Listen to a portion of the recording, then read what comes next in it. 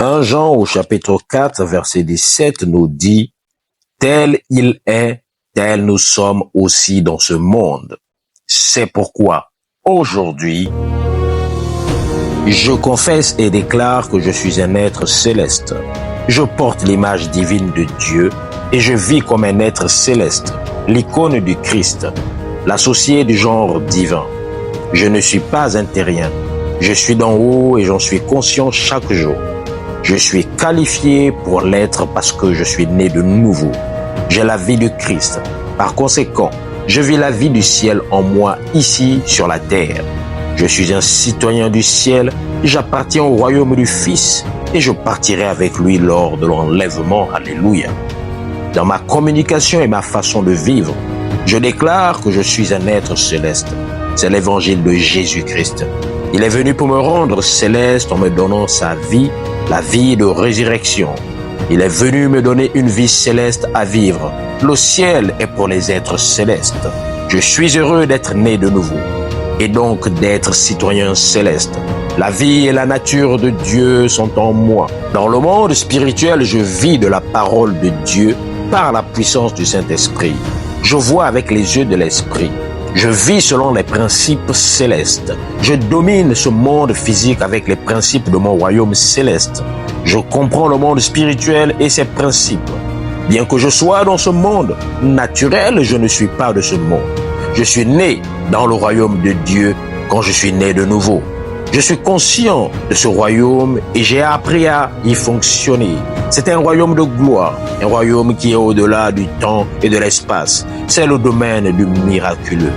Je refuse de m'abaisser à un niveau terrestre de la vie et du raisonnement. Je vis dans le royaume de l'esprit. C'est clair pour moi et je fonctionne en conséquence. Je suis émerveillé par la gloire de Dieu qui se manifeste dans ma vie lorsque je marche dans l'esprit.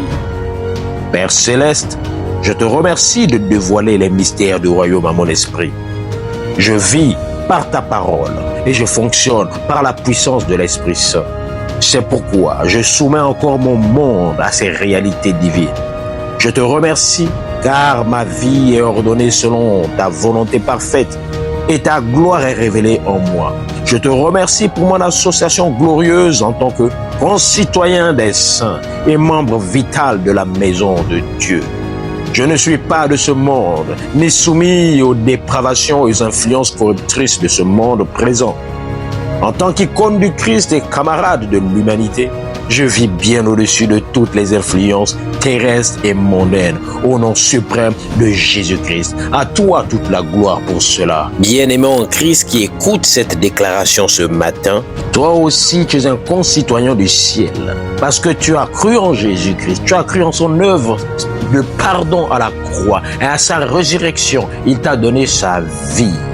Considère qui tu es au regard de Dieu et parle les paroles que Dieu dit à ton sujet dans sa parole. C'est cela qui fait de toi un être spirituel. Il est écrit que l'homme ne vivra pas seulement de pain, mais de toute parole qui sort de la bouche de Dieu.